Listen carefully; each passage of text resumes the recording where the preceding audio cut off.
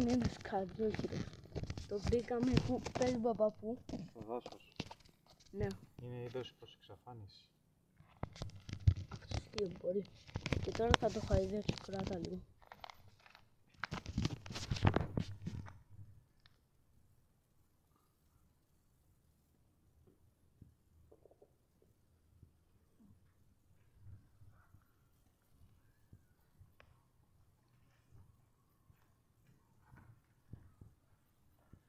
Καλό. Ναι. Και τώρα θα το ελευθερώσουμε. Ναι. Κάτσε Γιάννη τέτοια. Η κάμερα. Όχι, όχι. Λεκάνη, Το λεκάνη, ναι. Και πάμε να το αφήσουμε. πάμε. Εδώ παιδάκια πηγαίνουμε σε ένα ειδικό χωράφι. Να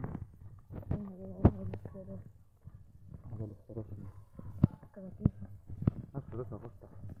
Όχι, πάμε και αλλάξουμε. Εδώ νομίζω είναι καλά. Καλό μέρος. Άστα, τον πάρε το έτσι.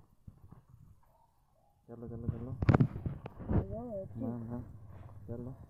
Αυτό εκεί. Εκεί. Ωραία. Και τώρα θα φύγει.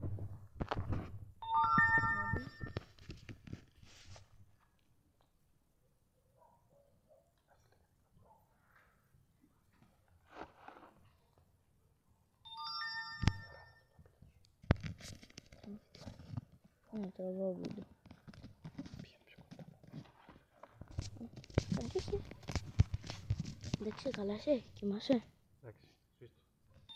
Και αυτό ήταν το βίντεο. Άμα σας άρεσε κάντε ένα like και εγγραφή και τα λέμε.